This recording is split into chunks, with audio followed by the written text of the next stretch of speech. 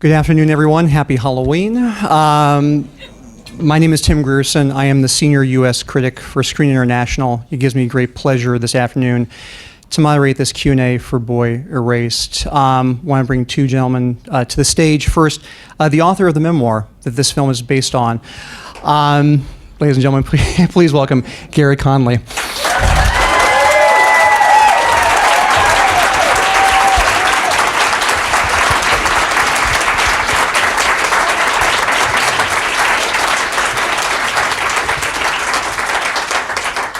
And please join me in welcoming the director, writer, and co-star of Boy Erased, Mr. Joel Edgerton.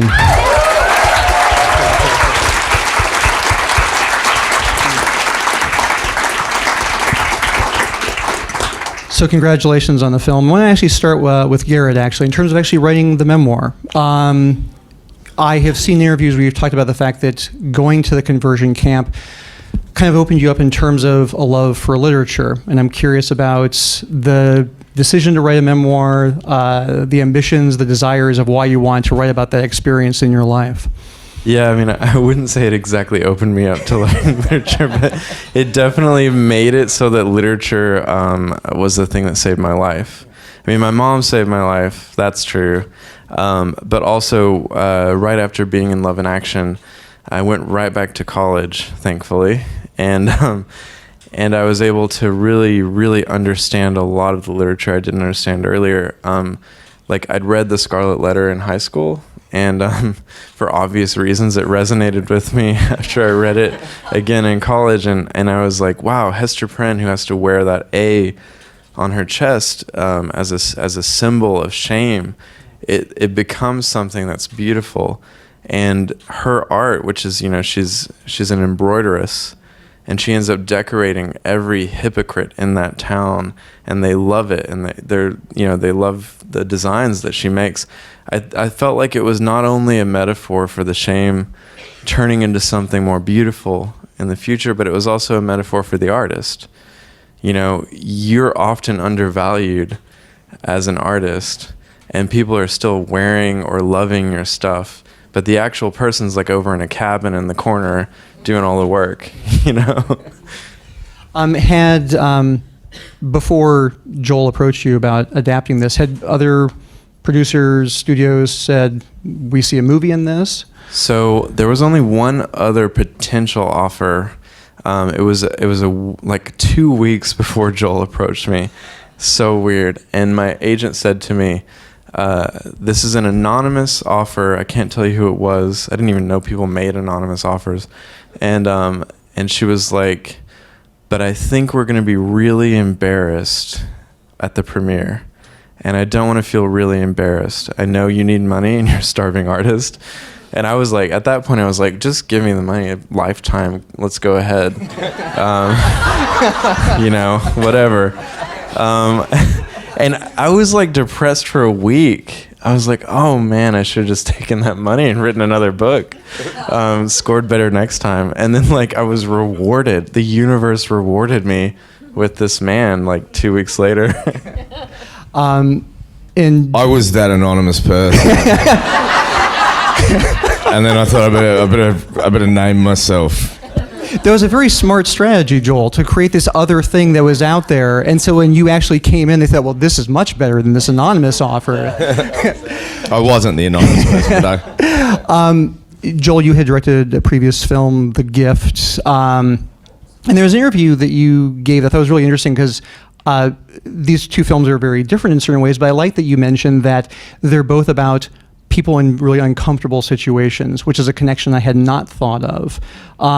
But had someone given you this book? Did you find it on your own? How did it come about that you read Boy Erased? Well, I mean, on a character and thematic level, the thing that connected both stories even more was my fascination with people's willingness or unwillingness to recognize their own mistakes. And in The Gift, that was Jason Bateman's character's unwillingness to make good for past wrongs.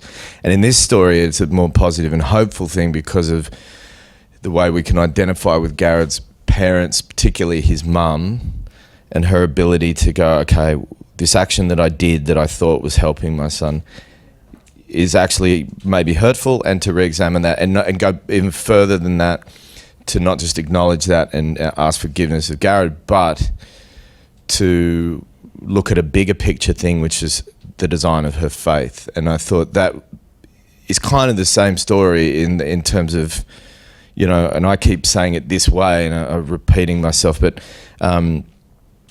we haven't talked about it. So, you know, that it doesn't matter what you do, it's what you do next that counts, you know, because we all make mistakes. It's are we willing to examine them? And I wasn't reading the book. I was reading the book given to me by Kerry Roberts, the producer, expecting there to be blood on the pages and me to like get this sort of morbid curiosity kind of viewpoint of this institution, of which institutions in general I'm fascinated by and cause a lot of foundation of fear for me as a kid. But I thought I'll just get this sort of insight into this madness, and it'll be crazy. And what I wasn't expecting was that hopefulness. And that's what made it worth reaching out to Garrard and seeing if there was a way we could turn it into a film. Because if it was just a torture movie, there's no point. Even though, by the way, it's worth acknowledging that there are more torturous, physically torturous, and electric shock treatment and all sorts of stuff in other conversion therapies. But this, as a story, given that hopefulness and the turnarounds, and even like John Schmidt, the guy I played, I know you only read it as a card at the end, but the fact that he and other people have now completely gone 180 and gone, this doesn't work. Not only does it not work, but I'll prove it by getting married to a man. All of that was worth making the effort to go further than just read the book. In terms of reaching out, did you have sort of a vision of how you wanted to write that script, how you wanted to make that film when you emailed him? No, I mean, I initially didn't think I was the qualified person to make it, simply and honestly because I'm not of the LGBTQ community. So I wanted to get behind it maybe in a producerial way. But I became so daily obsessed with it that I started writing scenes from the book, and then I wrote a first draft and kept working on it, kept sharing it with Garrard, and then before you knew it, I was like, oh, well, I have to be the one to make it. But I was taking his lead generally, tonally, from the book. It's like, yeah, well, let's expose the therapy. Let's talk about family and the decisions they make, and let's do it all in an empathetic fashion. Because rather than just have a film that liberal-minded people can sit back and, you know, sling arrows at people they disagree with in an easy heroes and villains fashion, why don't we just see how a community can send a child to a place, or parents can send a child to a place like this, thinking, and it's motivated by love, thinking that they're trying to help. And where's the misinformation, and how does belief maybe get in the way and create cruelty rather than, you know, beauty? Well, that's interesting because especially the character that you play in the movie, Joel, is when writing it, did you feel like that's the character that you wanted to play, or did you think about other actors, then ultimately decide, you know what, I think I understand this guy and I want to kind of bring something to this character? I'd seen footage of John Schmidt when he was kind of exposed during a 2005 scandal where a young boy called Zach published The Rules of Love in Action, saying, my parents are sending me this place, I don't know, I'm so scared, and these are some of the things that are in my rule book and my handbook. And there was a picket line within a day or two, and all this media coverage, and John had to face the media. And I was like, wow, this guy's like, he's not an alpha male, he's not a beta male, somewhere in between. He's so beguiling and charismatic, and he was willing to talk about his point of view. I went to meet him, and I just thought how terrifying it is also that these ideas are being sold by this guy who's a sort of a warm, welcoming, mentoring kind of fellow who can articulate himself very well. And I hate it when I meet people who I disagree with, who I also think, God, I would like you in another circumstance. And I wanted to play him because I thought, you know, my expectation, like when I read the book, was that it would be like waving the parents off at the door and they'd be like, get inside, kid, you know, bash, you know, and it wasn't that. It was almost more subtly terrifying because it's you can't navigate someone's beliefs sometimes, and if they want to sell you something you need to buy to get back to your community, and it's you're not internally feeling it's working, that's pretty fucking terrifying. And yeah. When before we get to this incredible cast that you put together, I was curious. You know, a couple years ago, you made a film with Jeff Nichols, Loving, and one of the things that was so striking about that film was it's also based on a true story, and it was so incredibly restrained the way Jeff Nichols put that film together. And while watching Boy Erased, I thought of the same thing, that it's a very emotional story, and like you said, it'd be very easy to make a movie like this where it's like, these people are the bad guys, these people are the good guys, and there's such restraint, and there's almost like a resistance to not do that type of thing. I was just curious whether it's Jeff Nichols or other people you've worked with in terms of the idea of how you wanted to make the movie. Jeff has a lot to do with this, actually. I mean, being involved with Loving definitely got me pregnant with the idea of injustice in a way that I hadn't realised I'd been affected by, because I'd never experienced injustice in my life, ever. White, middle class, Australian, male, all my senses, you know, just like an average white guy who'd never had anything bad happen. No one, you know. And Loving really changed my relationship with that. It brought me into contact with a lot of LGBTQ groups, communities, individuals, spokespeople, because we were talking about marriage equality and its, you know, in its parallel to the marriage equality in the 60s interracially, about same-sex marriage, and we weren't there in Australia yet. So then there was that, you know, and then when I read the book, it did have that same sense of injustice, and I loved the way Jeff handled Loving. Like, it's such a temptation to Hollywood, a movie is like, you know, just tune it up to 11 or 12, and I know that we could maybe make more money doing that. I just definitely know that we could reach more people, hopefully, and create a better platform of conversation, of change, if we just be honest about this scenario, at least. And so, you know, I think some people, like some people I know, when one thing started me was Garrard says there's a lot of people that are angry at him for not cutting off his dad. I praise him for that, because he's playing this long, empathetic game of saying, I accept that you don't accept me, but I'm not changing. If you want to get closer, this is how I see their relationship. And I think there's something very admirable in that, because otherwise it's eye for an eye. Yeah. And I know some people would be angry about us being kind to parents or kind to therapists, and we're not being kind, we're just being honest. And then you know, judge it for yourself is my feeling. Is I challenge people to come away and think, oh, this is not that bad, I'll give this conversion therapy a go, send my child there, and it's only $3,500. Garrard, when your parents sent you to the conversion camp, did you know about conversion camps? No, I mean, this is something that I'm so excited about with this movie, is that, you know, conversion therapy, had it been turned into a subject of a film or several films, you know, in 1 year, I would have known, you know, my parents might have, I don't know if Google was alive at the time in 2004, but, you know, in the search engine that we were using, they would have been able to see that there was something wrong. At that time, there was just no information. And my parents were so, I mean, I can't think of a better word than brainwashed by this patriarchal system that we were part of, in a fundamentalist worldview, that when they asked Bellevue Baptist Church in Memphis, Tennessee, what should we do with our gay son, they said, here are some brochures. They were farming it out. I mean, this is the thing, like, our target is not, I mean, of course, there are parents who are absolutely terrible and have toxic relationships with their kids, and they should cut that relationship off. I mean, kids should. But our target is holding these institutions accountable, holding people in power accountable who knew better. And I think that some of these churches didn't investigate. they didn't see the types of therapy that was being used. And, you know, as Nancy in the film and Martha, my real mom, says, you know, I don't know why I didn't ask what their qualifications were. You know, she feels really bad about that. She's apologized like every single day of my life.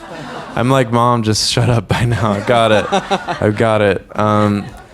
But, you know, when I got her story, it was like she was 16 when she married. She lived in this world where she listened to what these men had to say to her. And so that's really, you know, I can't wait for this to be something that is permanently, at least, you know, on the internet, in spaces where people can find it, so that even if they're in these communities that are still very much alive today with these types of thinking, they can at least go, should I take a second to maybe reconsider this before I torture my child? Well, that's actually sort of a perfect segue, because we got some audience questions before the screening, and one of them was about how much, because this is 2004, there might be an impression that, oh, this is the past. There aren't such, you know, types of conversion centers.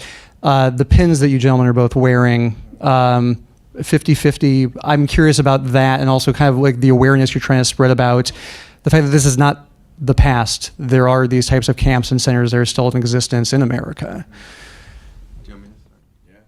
So it's estimated that between 700,000 and 800,000, as you saw, Americans were in conversion therapy. 77,000 people are currently somehow involved in it, and those are big numbers. That's just in the U.S.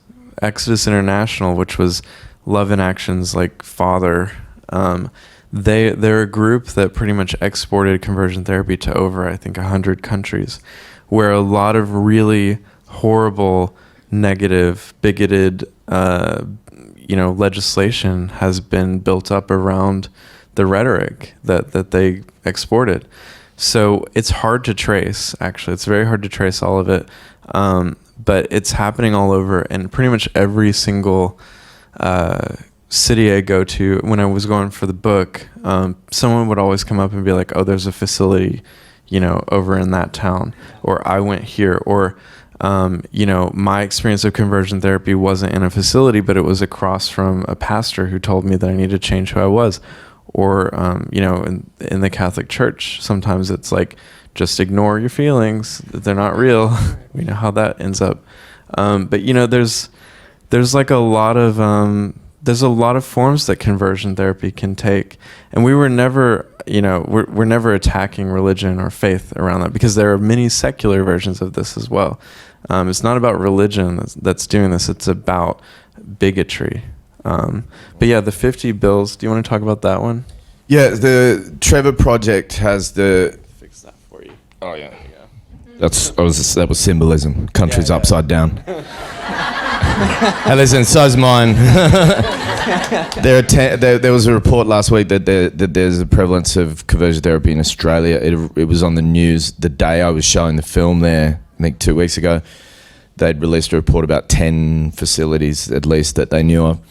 The 50 bills for 50 states is what this bin is. It's an initiative from the Trevor Project, who are there to protect the rights of young LGBTQ youth. And it's a push through in government to make sure that conversion therapy is abolished. So those were the statistics of 14 states have abolished it. For minors, 36 still, it's still possible with, so there's still a long way to go. And even under certain banners of religion or in those states that have banned it, there's still the possibility that under the protection of religious freedoms that those practices can still exist. But the more that this number goes, down, the better. But it's a really hard thing to snuff out, I think, because it somehow lives under a rock. Like you don't advertise on a billboard. You used to. So that's what the pin is. But and just to add to that, we have a website now that's called stoperasing.com that gives you all the information about the next steps in conversion therapy. And also, I got to plug, we made a podcast called Unerased with the producers of Radiolab that's a 5-part podcast that looks at the whole history of conversion therapy and sort of where it is right now. So we're just hoping to like spread as much awareness about that as possible. And sorry, one more thing. So, you know, right now we're especially concerned with trans lives because the administration is currently considering limiting gender in a very restrictive way that basically erases trans people from existence, which is a form of conversion therapy. So we've got a long battle ahead of us. I don't care where you are on the political spectrum. I mean, I do personally, but in general, I don't care. I don't care where you are religiously. This is torture. Human identity, human rights are not up for debate. It's just not debatable.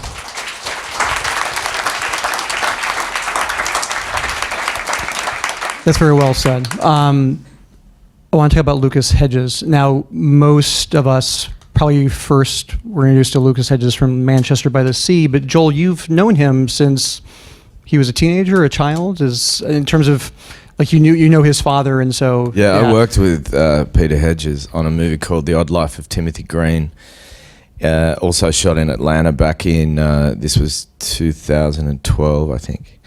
And Lucas would have been 12 or 13. And he was just a kid, you know, knocking around playing basketball with his dad on a weekend. He'd come and visit, and I got to know him quite well then. And I think the end of that year, or around that time, at the end of that shoot, he got his first acting job with Wes Anderson on Moonrise Kingdom. So I've been sort of watching him grow and, well, watching him as a sort of a family friend through various movies that he does and checking in with him every now and then in New York. And then when these roads converged with me reading the book and starting at that time to tinker with the screenplay, I'd been watching Kenny Lonergan's movie again for many reasons. I loved it the first time. I like to watch good movies twice, especially when they're structurally out of joint, like this was feeling like it was going to take the lead from the book. And then I just couldn't get Lucas out of my head as I was writing. And for many good reasons. He's energetically in the right space. He's a boy and a man. He's a blank canvas of a person who you can project your feelings onto. And he's got a beautiful ordinariness to him. So, you know, that's why I just never could think of anybody else. In terms of talking to him about sort of conceiving the character, obviously you have the person who wrote the memoir as well. I'm curious, did the two of you talk in terms of, like, you know, the character's name is changed to Jared. In terms of so that, different. Yeah, but in terms of, in terms of making that decision to just change the name slightly, I'm curious about it is so close. So everybody else's names changed. Like Garrard had changed them in the book. I had changed them again, partly because it's too long, boring story, but some of them for legal reasons. And I thought the most thinly veiled change should be the hero of the story himself, although it's I've just brought confusion into his life. So, but as far as the Lucas question goes, I was trying as much as possible to play Cupid with actor and real life person. So, yeah, I mean, well, first of all, Larry King refused to say my name is Garrett. He was like, Jared is your name. That's the name. And I was just on his show earlier. And he was just like, that's the name. So thanks. That's my name now. Larry King says it's my name. Larry King says it. Yeah, that's it. It's the story. So Joel arranged for us to meet, Lucas and I. And we met in Brooklyn. And he was just like the sweetest person in the world. We talked for a long time about my experience, and then he was like, you've opened yourself up so much to me, you should see my childhood home. And so he took me to his apartment. I met like Peter Hedges, his father, and his mother as well, and he showed me his childhood bedroom and like showed me that he'd marked up my book on every page, which to me was like, okay, just take the role, please. You read it. You don't realize, but that is a secret actor ploy. It's great. Just quickly. It's wonderful. But you know what? As a teacher of 6 years of high school, I looked at those notes. They were good notes. Yeah. So faking it's half of it, so you know from the movie. But no, he was just so wonderful, and he shared that he'd also had some, not, obviously not the same experiences as I'd had, but he'd had some dealings with shame that he felt qualified him for the role, and I agreed with him. And also, I mean, I'd seen him in Manchester by the Sea, and I thought he was wonderful, and so yeah, it was just like a no-brainer. And by the way, that's Lucas really in the footage at the very beginning. Because I knew the family. At some point in the edit room, I had this thought that I didn't want the film to just start with such a dark cloud. And I was like, just to give a glimpse of the boy before sexuality becomes a presumed problem, that parents film their children because they love them so much, and just to get a dose of that purity. And so I just, called Pete and was like, do you used to film Lucas as a kid? He's like, yeah. He's a director and he loves his kids. So we just had to get rid of Peter's voice talking and Susan, Lucas's mother's voice talking, and replace it with Nicole's, And along those same lines, Nicole Kidman and Russell Crowe playing essentially your parents.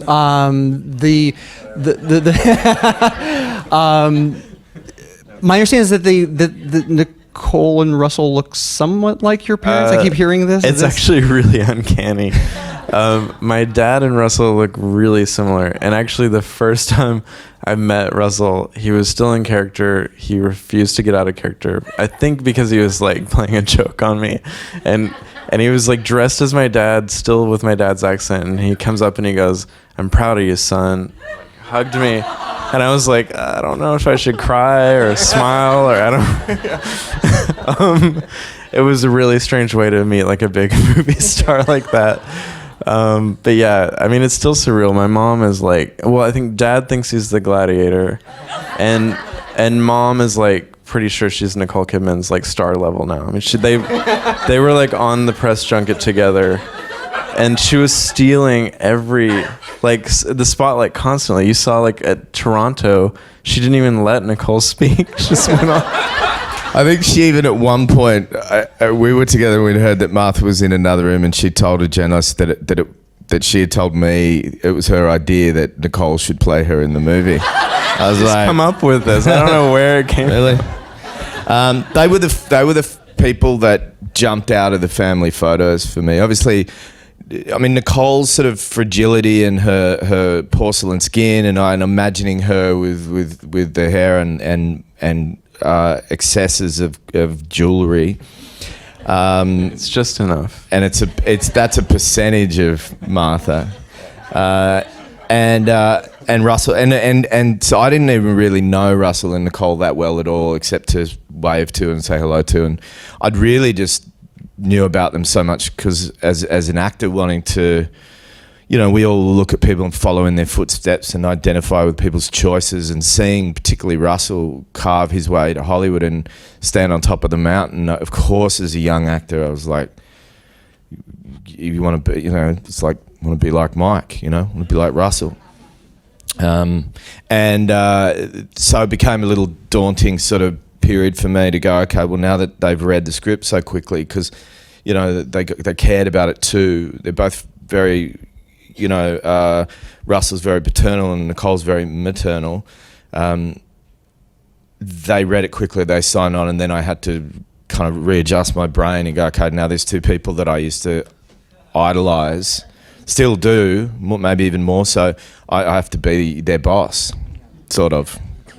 Well, it's interesting about that because in terms of how they both play these characters, you've already both sort of talked very eloquently about this, the idea that in their own ways, that mother and that father want the best for their son, but they just don't have the information, the knowledge to really kind of understand.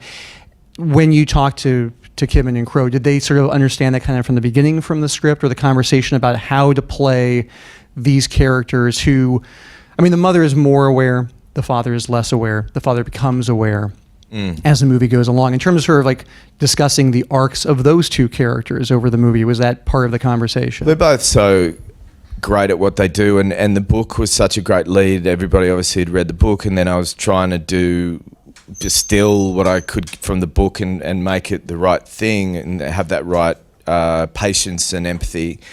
And what all I would say to them every now and then in the early stages was let's treat this without judgment. Let's imagine that we're looking at sexuality as like a drug addiction, that it's something that's a poor choice that can lead to like ill health, and because that's the way Love in Action was running their program by that point. Like, it was based on 12-step addiction models.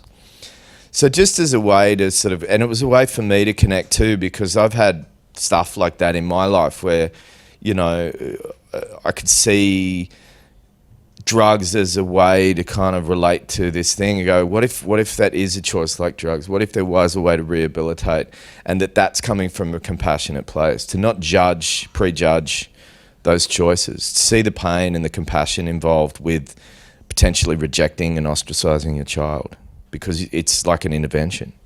Earlier, Joel, you had saying about responding in your films to institutions or having sort of a tough time with institutions. I was curious if you sort of elaborate on what you meant by that. I didn't mean for it to be as sinister. No, I don't have a rap sheet or anything. Sometimes I feel like I need to go to actor jail. But, you know, like, there are times in my early childhood, and it's a number of events. I think at too young an age I was exposed to some things that I shouldn't have been exposed to, and in terms of TV shows and movies that burnt like images into my brain. My grandmother would let me watch a show about female prisoners. I was way too young. And I was terrified of being taken away from my parents, and I think that's just a universal fear. I mean, I've never seen a child walk in lost at a shopping mall, hold hands with the wrong person and look up and go, oh, cool. You know, like when you detach from your parents. So the fear of being detached, the fear of going to like an evil boarding school or any of that stuff. I remember someone in my family, I'm not going to name names, who was one of my parents, played a joke on me because I was misbehaving and said that they had swapped me and my brother with this couple of kids from Perth. And that they were apparently two lovely young girls that played piano, and they were coming to live with them, and I was going to live with this strange family. And I burst into tears. And even after I found out that he was supposedly joking, I was destroyed by it. And so I don't know exactly what it was, but then I grew up watching films, loving prison films, people breaking out of stuff, you know. And that's why I read the book so quickly, because it was like another story of that kind of a world. But here's the interesting thing. I'd never thought of putting a hat on a hat before, is the idea that the people that take you away from your parents could be your parents themselves. And that fear had never even occurred to me.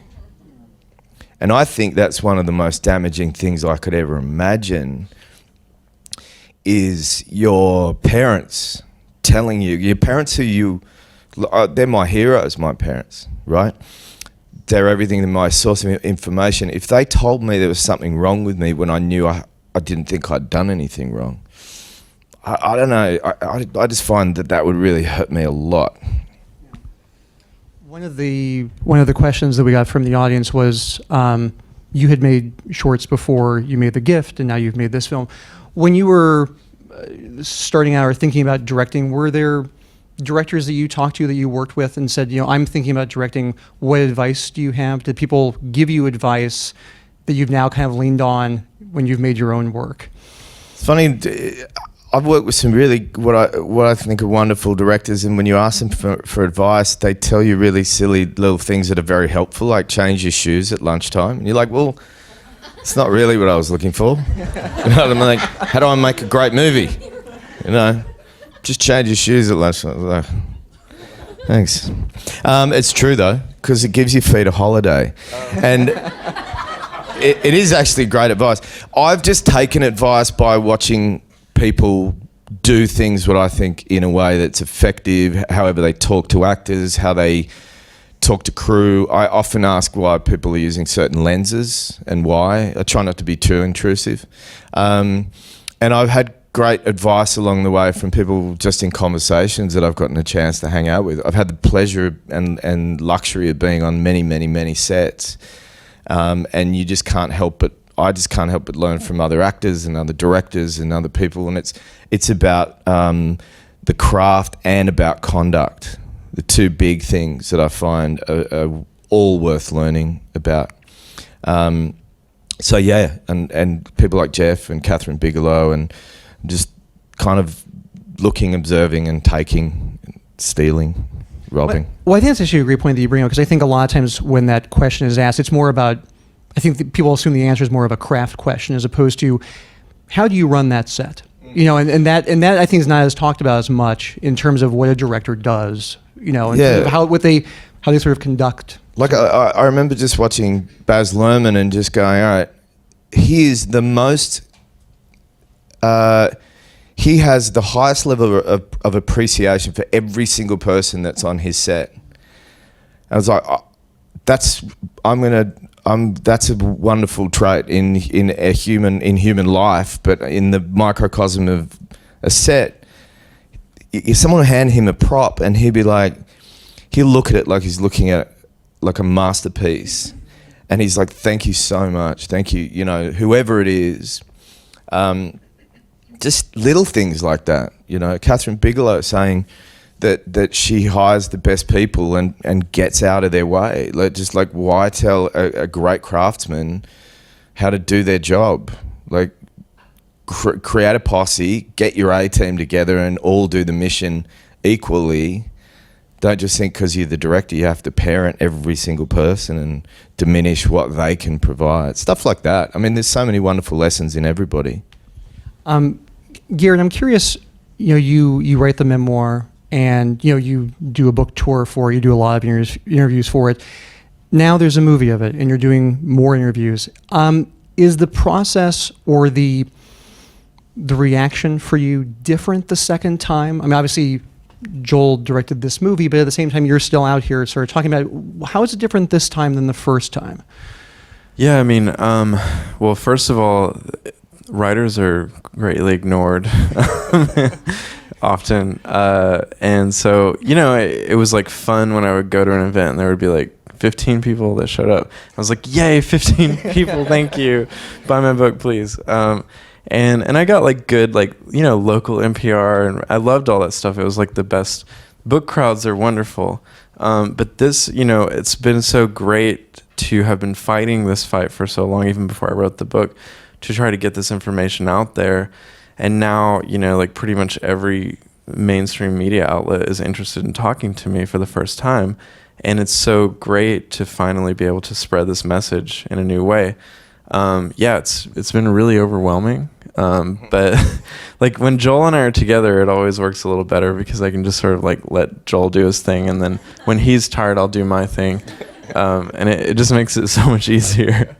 But yeah, I think, you know, the book crowd is different from the movie crowd, but I love having both, and I think hopefully I'll have a podcast crowd too, and we can just all media format crowds. Yeah. Let's do it.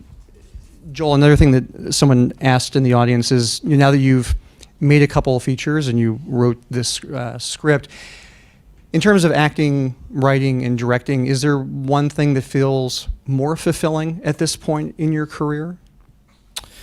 They all have a fulfillment value for me in different ways. I'm waiting for, like, the luxury of not being a writer for hire, or like, because I can earn my money other ways, is I wait for something that gets under my skin enough, and that might just be a piece of pure entertainment or whatever. Like, in order to write, I need to be so full of something that I just get obsessed about it.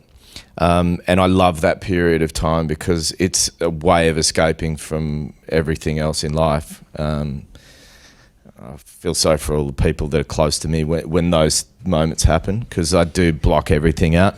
And acting can be joyful so often, but it's like periods of, like, moments of a day or a scene within a week, and you're like, that's why I do it. But it was a lot of waiting around. The thing about directing is it's just so all-consuming, and I get to socially interact with everybody and collaborate with everybody, and it's harder work, and there's so much responsibility. And I have very recently sort of been told or diagnosed, I'm not going to believe it fully, that I'm ADHD, but I do believe it's probably true, because there's something about being on set when you're in that chair, it quietens me down, and your brain is being active the whole day, and I find it easier to focus than if I'm not doing anything. So I get joy out of all of it, but there's nothing more terrifying than being behind telling a story, even though in this case I'm a passenger to someone else's story.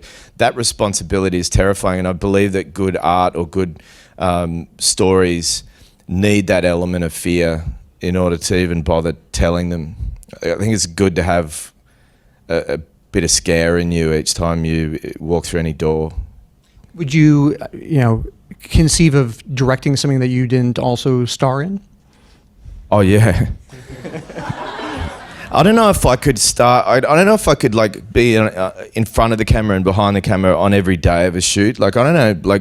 I haven't seen Star is Born yet. I'm so excited to see it. And from all accounts, it's just Bradley's knocked it out of the park.